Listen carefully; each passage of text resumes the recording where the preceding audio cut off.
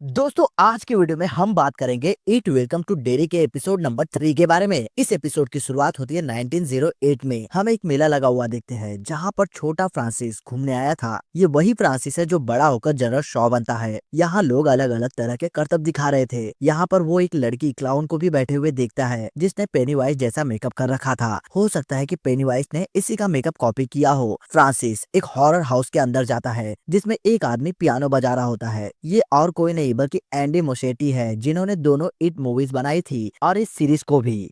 खैर यहाँ थोड़े अलग दिखने वाले लोगों को अट्रैक्शन की तरह दिखाया जा रहा था, जैसे कि एक लंबा सा आदमी और दो जुड़वा बहनें। फ्रांसिस एक अंधेरे हिस्से की ओर जाता है जहाँ पर एक ओल्ड मैन उसे बुला रहा था, जिसकी शक्ल देखकर फ्रांसिस डर जाता है और मिरर हाउस से बाहर भाग आता है। बाहर भागने के दौरान वो अपने फादर से टकरा जाता है जिसने उसके लिए एक गुलेल यानी कि स्लिंग शॉट खरीदी थी। अब घर वापस जाते हुए उनकी कार खराब हो जाती है, शायद उसका इंजन गर्म हो गया था। पास में कुछ नेटिव अमेरिकन बच्चे पानी बेच रहे थे। फ्रांसिस उनसे पानी खरीदने जाता है लेकिन उसके पास पैसे कम थे। अब उसने जिस लड़की से पानी खरीदा था उसका नाम होता है रोज। अब यहाँ पर रोज पैसों के बदले में फ्रांसिस की गुलेल मांग लेती है और फ्रांसिस उसे गुलेल देकर अपने फादर के साथ यहाँ से चला जाता है। इसके बाद फ्रांसिस और रोज में दोस्ती हो जाती है और वो जंगल में बहुत खेलते हैं। एक दिन फ्रांसिस भागते हुए जंगल के अंदर जाने लगता है जिसे देखकर रोज उसे अंदर जाने से मना करती है, पर वो नहीं सुनता। तो वहीं पर जंगल में ज्यादा अंदर जाने के बाद उसे एक ओल्ड मैन दिखाई देता है जो कि असल में कोई और नहीं बल्कि ईट ही था और वो वहाँ पर फ्रांसिस को डरा कर मारने आया था। और अचानक ही ये ओल्ड मैन एक भयानक मॉन्स्टर की तरह फ्रांसिस का पीछा करने लगता है, जिससे बचकर भागने के दौरान फ्रांसिस ठोकर खाकर गिर जाता है और तभी वो भयानक ओल्ड मैन उसके और करीब आ जाता है। अब वो जैसे ही उस पर अटैक करने ही वाला होता है कि कहीं से एक पत्थर आकर उसके आंख में लगती है, जिससे कि रोज ने ही फ्रांसिस को उस ओल्ड मैन से बचाने के लिए उसी गुलेल से मारा था। जिसके बाद मौका मिलते ही रोज फ्रांसिस को लेकर वहाँ से भागने लगती है, जिसके बाद कहानी वापस से 1962 में आ जाती है। अब इस टाइमलाइन में हम जूनिपर हिल्स पागल खाने को देखते हैं जहाँ पर लिली को कुछ टाइम रखा गया था और उसकी मदर अब उसे वापस से लेने आई थी। डॉक्टर यहाँ पर उसे कहते हैं कि अगर उसने फिर से कोई पागल वाली हरकत की तो हम अच्छे से उसका इलाज करेंगे। लिली अभी यहाँ की केयर टेकर के साथ थी। उसे बुरा लग रहा था कि उसकी वजह से रॉनी के फादर को जेल में डाल दिया गया, पर अगर वो सबको सच बता देती कि उन बच्चों को एक मॉन्स्टर ने मारा था तो लिली को हमेशा के लिए पागल खानों में ही छोड़ दिया जाता। केयर टेकर कहती है कि उसे लिली की बातों पर पूरा भरोसा है, लेकिन ज्यादातर लोग उसी पर यकीन करेंगे जो कि वो अपनी आंखों से देखेंगे। ये सुनकर लिली को एक आइडिया आता है। केयर टेकर लिली को उस कछुए वाला ब्रेसलेट भी पहना देती है। अब दोस्तों मैं आपको एक बात बता दूं कि इस सीरीज में आपको बहुत जगह पर कछुआ देखने को मिलेगा, जिसकी इंपॉर्टेंस मैं आपको आगे बताऊंगा, ठीक है? अभी इस वीडियो में नहीं, किसी और वीडियो में। अभी के लिए आप इतना समझ लो कि कछुआ इन बच्चों के लिए लकी चार्म है। इधर जेल में हैंक से ऑफिसर क्लिंट मिलने आता है और कहता है कि वो तो बस उसके साथ सिगरेट पीने आया है। वो उसे पॉल मॉल नाम की एक सिगरेट ऑफर करता है। हैंक बताता है कि उसे एम्बेसी गोल्ड ब्रांड की सिगरेट ज्यादा पसंद है, ना कि पॉल मॉल। क्लिंट अब हैंक से पूछता है कि थिएटर कांड वाली रात को वो कहाँ पे था, जिस पर हैंक कहता है कि वो अपने घर पे ही था। तो क्लिंट उसे बताता है कि उसके पास एक विटनेस है जिसने हैंक को उस रात जैक्सन स्ट्रीट पर देखा था, यानी कि वो उस रात घर पर तो बिल्कुल भी नहीं था और उन्हें वहाँ पर एम्बेसी गोल्ड का पैकेट भी पड़ा मिला जो कि हैंक का ही ब्रांड है। इसके बाद आगे क्लिंट हैंक से कहता है कि उसको शॉशैंक वाली जेल में डाल दिया जाएगा। इस जेल को आपने शॉशैंक रिडेम्पशन मूवी में ऑलरेडी देखा होगा। हैंक बोलता है कि उसने बच्चों को नहीं मारा और वो थिएटर में मौजूद ही नहीं था उस वक्त, पर वो ये भी नहीं बताता है कि उस रात वो आखिर था कहाँ पर, यानी कि हैंक कुछ तो छुपा रहा है। इधर रॉनी जब स्कूल जाती है तो सब बच्चे उसे घूर रहे थे क्योंकि उसका बाप जेल में है। उसके लॉकर पे किसी ने ये भी लिख दिया था कि उसके बाप को फ्राई कर दिया जाएगा। ये काम पेटिकेट्स वाली लड़कियों का ही हो सकता है। तो वहीं पर दूसरी ओर रिच विल से कहता है कि पुलिस ने इसके बाप को अरेस्ट किया है तो उनके पास कोई ना कोई पक्का सबूत तो जरूर होगा। ये अमेरिका है, यहाँ पर बिन बात की किसी को भी जेल में थोड़ी ना डालेंगे पुलिस वाले। अब यहाँ पे बेचारे रिच को पता ही नहीं होता है कि उस टाइम पर ब्लैक लोगों के साथ थोड़ा अलग बिहेव किया जाता था। लिली अब रॉनी से मिलने आती है, जिससे कि रॉनी अभी भी बहुत ज्यादा गुस्सा है। लिली उससे कहती है कि वो सबको सच बता भी देगी ना तो भी कोई उनकी बातों पर यकीन नहीं करेगा जब तक कि वो लोग खुद अपनी आंखों से इट को नहीं देख लेते। उन्हें मिलकर लोगों को सबूत दिखाना होगा कि ये सब एक मॉन्स्टर ने किया है, जिसके लिए वो अपने साथ एक कैमरा भी लेकर आती है। वो उस मॉन्स्टर का फोटो खींचेंगे और सबको दिखा देंगे, जिससे कि ये बात साबित हो जाएगी कि लिली पागल नहीं है और रॉनी का बाप कातिल नहीं है, वो बेगुनाह है। रॉनी बोलती है कि चलो मान लिया हमने ईट की फोटो खींच ली। अब यहाँ पर रॉनी बोलती है कि चलो मान लिया हमने ईट की फोटो खींच ली तो हम फोटो निकलवाएंगे कहाँ से, और हमें खुद को फोटो डेवलप करना आता नहीं है तो हमें किसी जीनियस की जरूरत लगेगी। खैर इधर आर्मी को खुदाई में एक कार मिलती है जिसमें उन्हें कुछ ज्यादा नहीं मिलता, बट जनरल शॉ कहते हैं कि हम जिस खुफिया चीज को ढूंढ रहे हैं उसे ऑटोमोबाइल इन्वेंट होने से भी 300 साल पहले दफन किया गया था। ये कार 1935 की है, जब ब्रैडली गैंग का मासकर हुआ था। असल में दोस्तों ये कांड भी पेनीवाइज ने ही करवाया था और वो हर 27 साल में जागता है और हर बार कोई ना कोई कांड जरूर करता है। और इनकी बातों से हमें पता लगता है कि आर्मी को भी पेनीवाइज के बारे में सभी जानकारी है। अभी तक इन्होंने जितनी भी खुदाई की है इसमें इन्हें कुछ भी नहीं मिला था। डिक हैलोरेन भी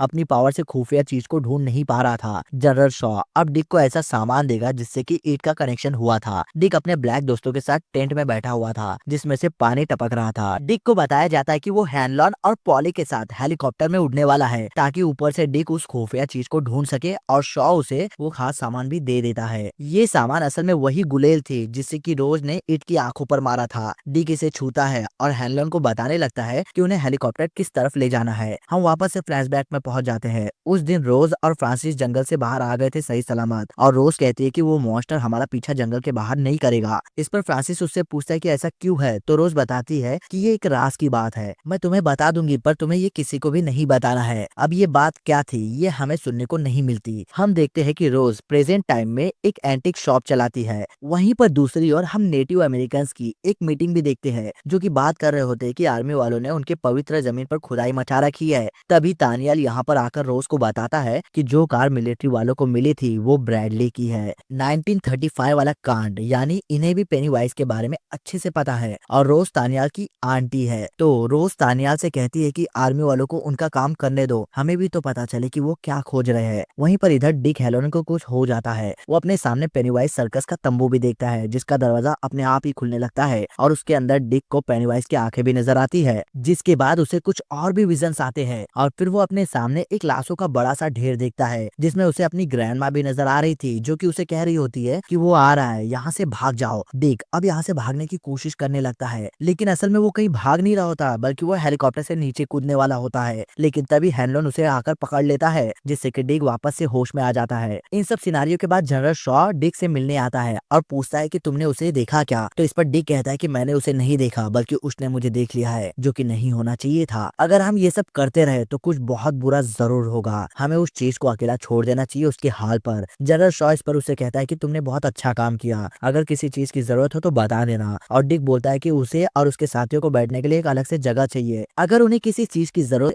रिच और बिल बहुत इंपॉर्टेंट साइंस वाली बातें कर रहे होते हैं। तभी लिली और रॉनी इनसे मिलने आ जाती है और पूछती है कि विल को फोटो डेवलप करना आता है या नहीं, और वो इन्हें सब कुछ बता देती है। इधर जनरल शॉ रोज से मिलने उसके एंटिक शॉप पर जाता है। ये लोग 50 साल बाद मिल रहे होते हैं। असल में शॉ उन्हें बताता है कि वो इस टाउन से जाने के बाद रोज और यहाँ से जुड़ी सभी चीजों के बारे में भूल गया था। दोस्तों ये भी ईट का ही किया धरा है। जो भी डेयरी को छोड़ के जाता है उसकी डेयरी से जुड़ी जितनी भी यादें होती है वो मिट जाती है जब तक कि वो डेयरी में वापस नहीं आ जाता। अब रोज ने कंप्लेंट डाली थी कि उनकी पवित्र जगह पर खुदाई की जा रही है और उस कंप्लेंट में शॉ को रोज का नाम याद आ जाता है। शॉ रोज से ये कहता है कि तुम हमें बता दो कि तुम्हारी पवित्र जगह कहाँ कहाँ पर है और हम वहाँ पर खुदाई नहीं करेंगे। कहानी वापस से इनके बचपन में जाती है। फ्रांसिस बताता है कि उसके फादर का ट्रांसफर हो गया है और वो कल ही यहाँ से जाने वाला है। रोज अब फ्रांसिस को उसकी गुलेल वापस कर देती है ताकि वो उसे याद रहे। उसने फ्रांसिस को बताया था कि ये जगह लोगों की यादें मिटा देती है। तो वहीं पर प्रेजेंट टाइम में लिली, रॉनी, रिच और विल को उसी वॉच टावर पर लेकर जाती है। जहाँ पहुंचने के बाद विल पूछता है कि हम उस मॉन्स्टर का फोटो लेंगे कैसे, और वो हर बार अलग अलग रूप लेकर आता है। तो कैसे क्लिक करेंगे, क्योंकि वो लिली के सामने मैटिया उसके डैड का रूप लेकर आया था और रॉनी के सामने उसकी मॉम का, उन्हें डराने के लिए। तो रिच बोलता है कि वो कोई भूत ही होगा जिसे बुलाने के लिए ये लोग कब्रिस्तान में जाकर जादू टोना कर सकते हैं चाहे तो, और ये आइडिया सभी को अच्छा भी लगता है। तो वहीं पर दूसरी ओर डिक हैनलॉन के घर पे डिनर करने आता है। डिक अपनी पावर से ये देख लेता है कि शार्लेट को ये जगह कुछ खास पसंद नहीं है। यहाँ के गोरे लोग उन्हें टेढ़ी नजरों से देखते हैं। शायद इसीलिए डिक को बिना बताए भी पता चल गया था कि इनका एक बेटा भी है। हैनलॉन डिक से उसकी पावर के बारे में पूछता है तो डिक बताता है कि वो चीजें देख सकता है। हैनलॉन उन्हें कहता है कि जब वो उसके दिमाग में झांक रहा था तब उसे अपने ब्रेन में कुछ फील हुआ था। यही फीलिंग उसे तब भी आई थी जब उस पर मास्क वाले लोगों ने हमला किया था, यानी कि डिक जरूर उन मास्क वालों में से एक था। असल में डिक ये देखने गया था कि हैनलॉन को सच में डर लगता है या नहीं, और अब वो उसके दिमाग में कभी भी नहीं झांकेगा, ये बात वो उससे कह देता है। वहीं पर इधर चारों बच्चे कब्रिस्तान में जाकर भूत को बुलाने लगते हैं, पर उनसे कुछ भी नहीं होता क्योंकि रिच ने झूठ बोला था। ये चारों अब यहाँ से जाने की कोशिश करते ही है कि अचानक से कब्रिस्तान फटने लगता है जिससे ये सभी लोग अलग अलग हो जाते हैं। इसके बाद सभी को भूत दिखने लगता है। रिच को टियो का भूत दिखाई देने लगता है तो लिली को मैटी का, जिसका वो फोटो खींच लेती है। विल के पीछे भी सूजी का भूत लग जाता है। काफी देर भागम भाग के बाद चारों लोग जिंदा बच के वहाँ से बाहर निकल जाते हैं, जिसके बाद ये लोग अपने स्कूल में घुसकर उन फोटोज को डेवलप करने की कोशिशें करने लगते दिखते हैं और इन्होंने सच में उन भूतों के फोटोज ले लिए थे। एक फोटो में इन्हें क्लाउन जैसा कुछ दिखाई भी देता है और ये एपिसोड यहीं पर एंड हो जाता है। तो हाँ दोस्तों, ये एपिसोड